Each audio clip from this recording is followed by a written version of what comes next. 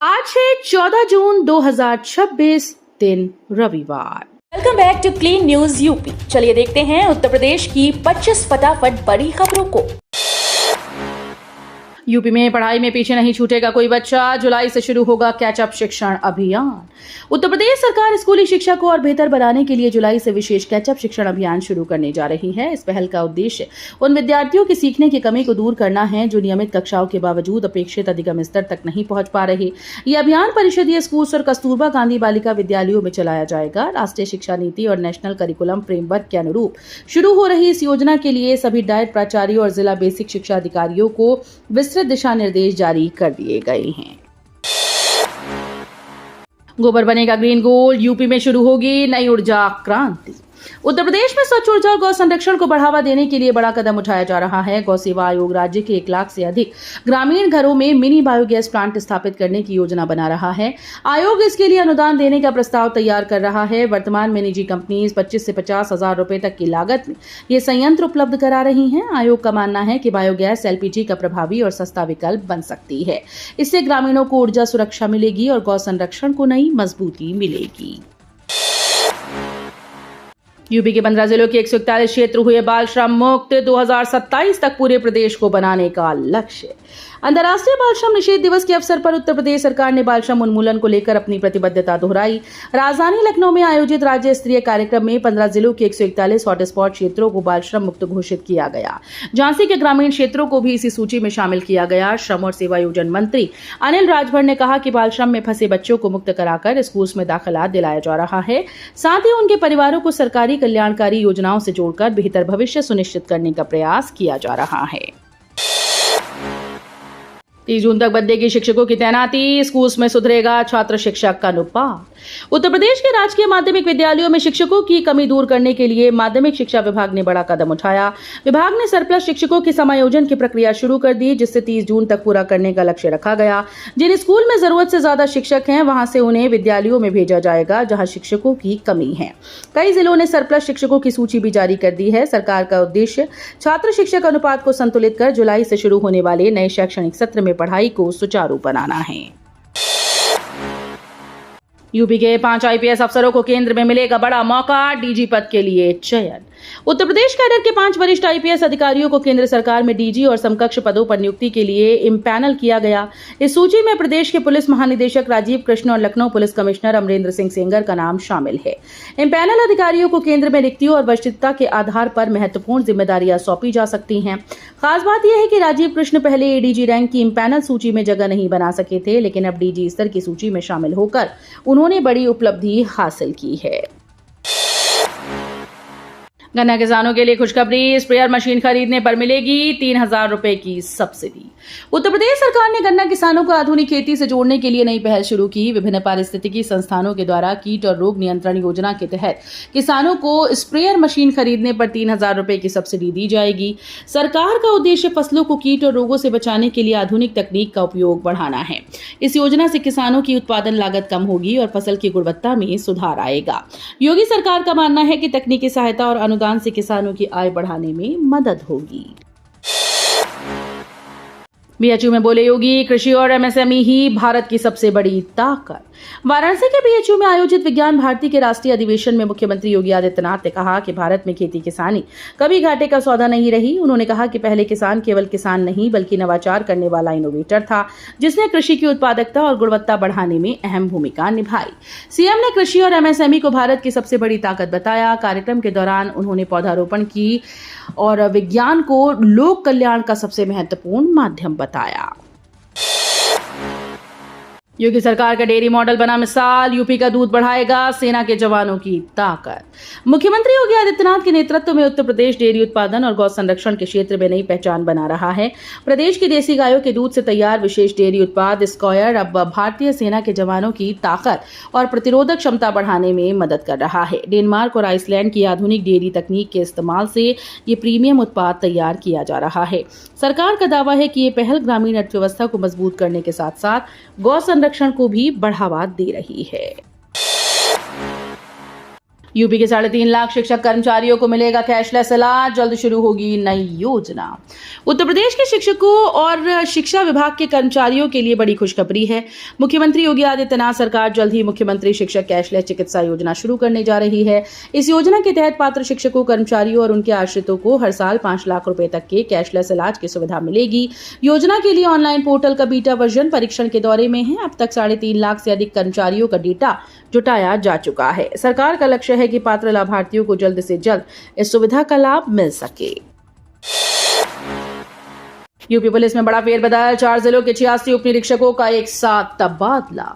उत्तर प्रदेश के देवीपाटन मंडल में पुलिस विभाग में बड़ा प्रशासनिक फेरबदल किया गया। वर्षों से एक ही स्थान पर तैनात 86 उप निरीक्षकों का गोरखपुर परिक्षेत्र में तबादला कर दिया गया। तबादले की सूची में बहराइच के 37, गोंडा के 26, बलरामपुर के 16 और श्रावस्ती के 8 उप निरीक्षक शामिल है। खास बात यह है कि सूची में 3 थानाध्यक्षों के नाम भी शामिल हैं। ये कार्यवाही समायोजन प्रक्रिया के तहत की गई। पुलिस विभाग के इस फैसले को प्रशासनिक व्यवस्था को और अधिक प्रभावी बनाने की दिशा में महत्वपूर्ण कदम माना जा रहा है। 10 करोड़ श्रमिकों के लिए बड़ा तोहफा, घर बैठे खोजें मनपसंद काम। उत्तर प्रदेश के करोड़ों श्रमिकों के लिए बड़ी खुशखबरी है। अब काम की तलाश में लेबर चौक या चौराहों पर खड़े रहने की जरूरत नहीं होगी। सरकार ने डिजिटल लेबर चौक मोबाइल ऐप लॉन्च किया, जहां श्रमिक घर बैठे अपना पंजीकरण कर रोजगार के अवसर तलाश सकेंगे। वहीं नियोजक भी अपनी जरूरत के अनुसार श्रमिकों की मांग दर्ज कर सकेंगे। इस प्लेटफॉर्म पर श्रमिकों के कौशल और अनुभव के आधार पर डिजिटल मिलान होगा, जिससे रोजगार पाने और श्रमिक खोजने की प्रक्रिया पहले से अधिक आसान और पारदर्शी होगी। सीएम योगी का बड़ा बयान, बोले अब यूपी में नौकरी करेंगे विदेशी। गोरखपुर के चिल्लूपार में मुख्यमंत्री योगी आदित्यनाथ ने रोजगार और विकास को लेकर बड़ा बयान दिया। उन्होंने कहा कि एक समय क्षेत्र के लोगों को बाढ़ और रोजगार की कमी के चलते पलायन करना पड़ता था, लेकिन अब हालात बदल चुके हैं। सीएम ने कहा कि डबल इंजन सरकार के प्रयासों से स्थानीय युवाओं को अपने क्षेत्र में रोजगार के अवसर मिलेंगे। उन्होंने दावा किया कि आने वाले समय में विदेशों के लोग भी चिल्लूपार में काम करने आएंगे।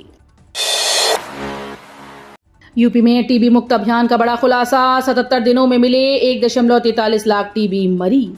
केंद्र सरकार के 100 दिवसीय टीबी मुक्त भारत अभियान के तहत उत्तर प्रदेश में बड़े पैमाने पर जांच अभियान चलाया गया। 77 दिनों के दौरान 31 लाख लोगों की स्क्रीनिंग की गई, जिसमें 1,43,000 लोग टीबी से संक्रमित पाए गए।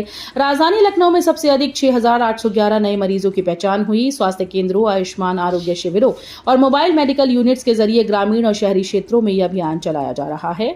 अभियान का उद्देश्य टीबी के छिपे मामलों की समय रहते पहचान कर मरीजों को मुफ्त और प्रभावी उपचार उपलब्ध कराना है। दान गबन के आरोपों से मची हलचल, राम जन्मभूमि ट्रस्ट ने मांगी जांच। अयोध्या राम मंदिर के दान पात्रों में कथित गबन और वित्तीय अनियमितताओं के आरोपों के बीच उत्तर प्रदेश सरकार ने एसआईटी का गठन कर दिया। खास बात यह है कि जांच की मांग स्वयं श्री राम जन्मभूमि तीर्थ क्षेत्र ट्रस्ट ने की थी। 3 सदस्यीय एसआईटी 7 दिन में प्रारंभिक और 15 दिन में अंतिम रिपोर्ट सौंपेगी। पूर्व लेखा प्रभारी के आरोपों और राजनीतिक बयानबाजी के बीच ट्रस्ट ने सभी आरोपों को अफवाह बताया। यूपी पुलिस एसआई भर्ती में बड़ा अपडेट, 15 जून से शुरू होगी डीवीपीएसटी प्रक्रिया। उत्तर प्रदेश पुलिस भर्ती और प्रोन्नति बोर्ड ने 4,543 उप निरीक्षक नागरिक पुलिस और समकक्ष पदों की भर्ती से जुड़ा अहम अपडेट जारी किया। डीवीपीएसटी यानी दस्तावेज सत्यापन और शारीरिक मानक परीक्षण के लिए आवेदन पत्र की प्रति डाउनलोड करने का लिंक बोर्ड की वेबसाइट पर उपलब्ध करा दिया गया। चयनित अभ्यर्थी की डीवीपीएसटी प्रक्रिया 15 जून से प्रदेश के सभी जिलों में शुरू होगी। बोर्ड ने उम्मीदवारों को निर्देश दिया है कि वे प्रवेश पत्र, आवेदन पत्र की प्रति और अन्य आवश्यक दस्तावेजों के साथ निर्धारित परीक्षा केंद्र पर समय से पहुंचें। 21 जून को अमृत सरोवरों पर होगा सामूहिक योग, डिप्टी सीएम केशव मौर्य ने दिए निर्देश। अंतर्राष्ट्रीय योग दिवस के अवसर पर 21 जून को उत्तर प्रदेश के सभी अमृत सरोवरों पर सामूहिक योग कार्यक्रम आयोजित किए जाएंगे। उप मुख्यमंत्री केशव प्रसाद मौर्य ने ग्राम्य विकास विभाग के अधिकारियों को निर्देश दिए कि इन कार्यक्रमों में व्यापक जनभागीदारी सुनिश्चित की जाए। उन्होंने कहा कि अमृत सरोवर केवल जल संरक्षण के केंद्र नहीं है, बल्कि सामाजिक जागरूकता और जन कल्याण के भी महत्वपूर्ण स्थल बन रहे हैं। योग दिवस के आयोजन से ग्रामीण क्षेत्रों में स्वास्थ्य, स्वच्छता, पर्यावरण संरक्षण और सामुदायिक सहभागिता को बढ़ावा मिलेगा। यूपी 112 की तत्परता से बची युवक की जान, अमेठी में पुलिसकर्मियों ने दिखाई सूझबूझ। अमेठी में यूपी 112 की पीआरवी टीम की त्वरित कार्रवाई से एक युवक की जान बच गई। जगदीशपुर थाना क्षेत्र के ग्राम सरेसर में विवाद की सूचना मिलने पर पीआरवी 5344 की टीम तुरंत मौके पर पहुंची। वहां एक व्यक्ति ने खुद को कमरे में बंद कर लिया था और दरवाजा नहीं खोल रहा था। स्थिति की गंभीरता को भांपते हुए पुलिसकर्मियों ने तत्काल कार्रवाई की और समय रहते कमरे में पहुंचकर युवक को सुरक्षित बाहर निकाला। पुलिस की सतर्कता और सूझबूझ से एक बड़ा हादसा टल चल गया। ग्रेटर नोएडा में बनेगी भव्य फिल्म सिटी, यूपी सरकार ने किया बड़ा समझौता। उत्तर प्रदेश सरकार ने ग्रेटर नोएडा में बहुप्रतीक्षित फिल्म सिटी परियोजना को लेकर महत्वपूर्ण कदम उठाया। यमुना एक्सप्रेसवे औद्योगिक विकास प्राधिकरण और फिल्म निर्माता बोनी कपूर तथा आशीष भूटानी की कंपनी बेबू प्रोजेक्ट LLP के बीच समझौते पर हस्ताक्षर किए गए। करीब 1510 करोड़ रुपए की लागत वाली इस महत्वाकांक्षी परियोजना को 8 वर्षों में पूरा करने की योजना है।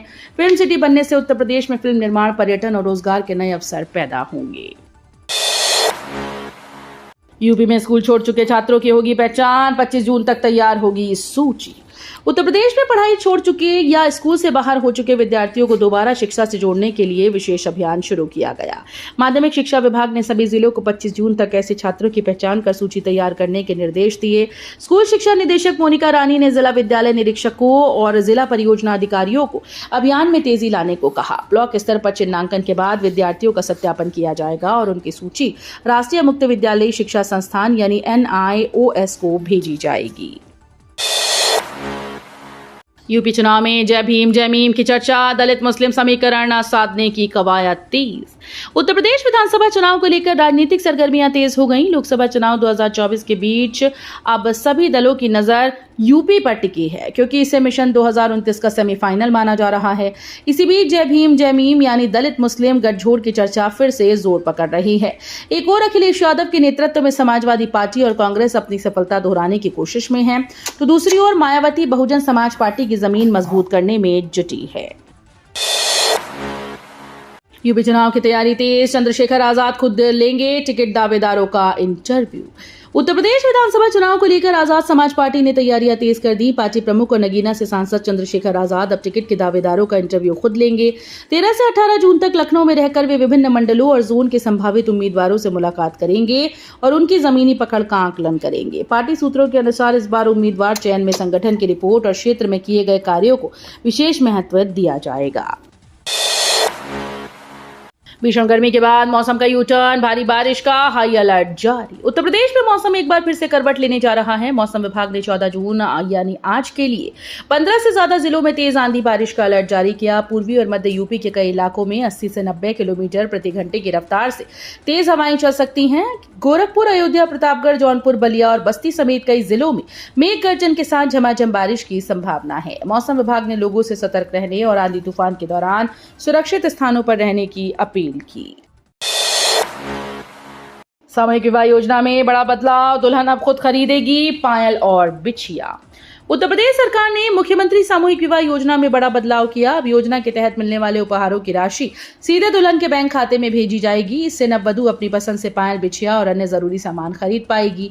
पहले इन उपहारों की खरीद समाज कल्याण विभाग के द्वारा की जाती थी। योजना के तहत प्रति जोड़े पर 1 लाख रुपए खर्च किए जाते हैं। इसमें 60,000 रुपए दुल्हन के खाते में दिए जाते हैं।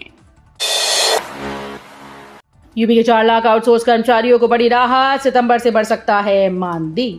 उत्तर प्रदेश के सरकारी विभागों में कार्यरत करीब 4 लाख आउटसोर्स कर्मचारियों के लिए अच्छी खबर है। राज्य सरकार सितंबर 2026 से उन्हें बढ़ा हुआ मानदेय और अन्य सुविधाएं देने की तैयारी कर रही है। इसके लिए उत्तर प्रदेश आउटसोर्स सेवा निगम का विशेष डिजिटल पोर्टल अगस्त 2026 तक तैयार करने के निर्देश दिए गए। यूपी डेस्को के माध्यम से विकसित किए जा रहे सिंगल विंडो पोर्टल पर कर्मचारियों का पूरा डेटा, नई भर्तियों की जानकारी, मानदेय की दरें और मिलने वाले लाभों का विवरण उपलब्ध रहेगा। यूपी में बनेगा हाई स्पीड कॉरिडोर, गंगा और पूर्वांचल एक्सप्रेसवे से होगा लिंक। गंगा और पूर्वांचल एक्सप्रेसवे के बाद यूपी को एक नया एक्सप्रेसवे मिलने जा रहा है। ये एक्सप्रेसवे के बनने से यूपी के विंध्य क्षेत्र की तस्वीर बदलेगा। सरकार विंध्य एक्सप्रेसवे बना रही है। ये एक्सप्रेसवे यूपी के साथ साथ मध्य प्रदेश के रीवा और सतना जैसे जिलों को भी यूपी से जोड़ेगा। उत्तर प्रदेश एक्सप्रेसवेज औद्योगिक विकास प्राधिकरण द्वारा तैयार किए जा रहे इस हाई स्पीड कॉरिडोर के बनने से प्रयागराज से रीवा सतना सीधी की दूरी घटकर लगभग आधी रह जाएगी। सबसे बड़ा फायदा होगा कि ये एक्सप्रेसवे प्रयागराज के पास सीधे गंगा एक्सप्रेसवे से कनेक्ट होगा। बेटी का अपमान स्वीकार नहीं, अदिति यादव मामले पर बोले सीएम योगी। सपा प्रमुख अखिलेश यादव की बेटी अदिति यादव पर सोशल मीडिया में की गई अभद्र टिप्पणी को लेकर मुख्यमंत्री योगी आदित्यनाथ ने कड़ी प्रतिक्रिया दी। सीएम योगी ने कहा कि बेटी किसी भी दल या परिवार की हो, उसका सम्मान होना चाहिए और उसका अपमान किसी भी कीमत पर स्वीकार नहीं किया जा सकता। उन्होंने बताया कि मामले की जानकारी मिलते ही पुलिस को तत्काल FIR दर्ज करने के निर्देश दिए गए। तो ये थी आज की 25 फटाफट बड़ी खबरें। अगर आपको न्यूज पसंद आई हो तो वीडियो को लाइक और शेयर जरूर करें। धन्यवाद।